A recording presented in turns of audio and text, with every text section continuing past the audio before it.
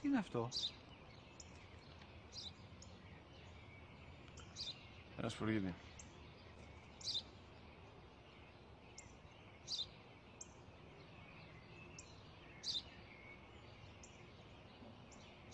Τι είναι αυτό? Μόλις τώρα στο πατέρα, σπουργίτη είναι.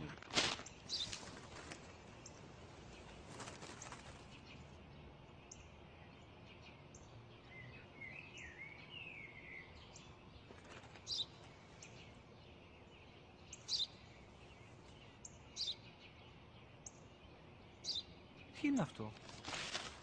Ένα σπουργίτη είναι, πατέρα. Ένα σπουργίτη. Σπου-γι-τι!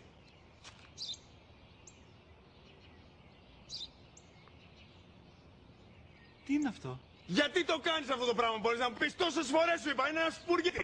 Δεν το καταλαβαίνεις. Πού πας?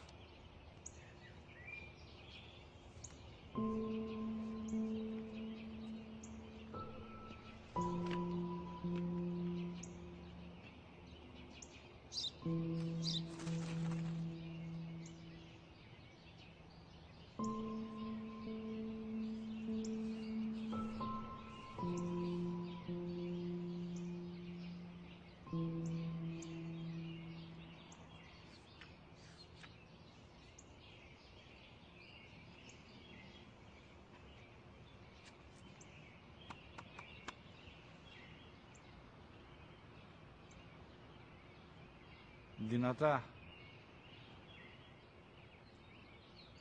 Σήμερα ο μικρός μου γιος που πριν λίγες μέρες έκλεισε τα 3 καθόταν μαζί μου έξω στο πάρκο όταν ένα σπουργίτη ήρθε και κάθισε απέναντί μας.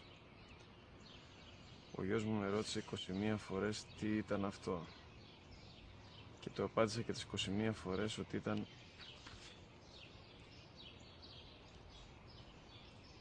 ένα σπουργίτη.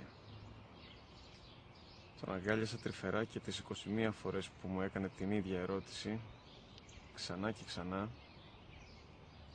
χωρίς να εκνευριστώ, νιώθοντας στοργή για το αθώο μου αγοράκι.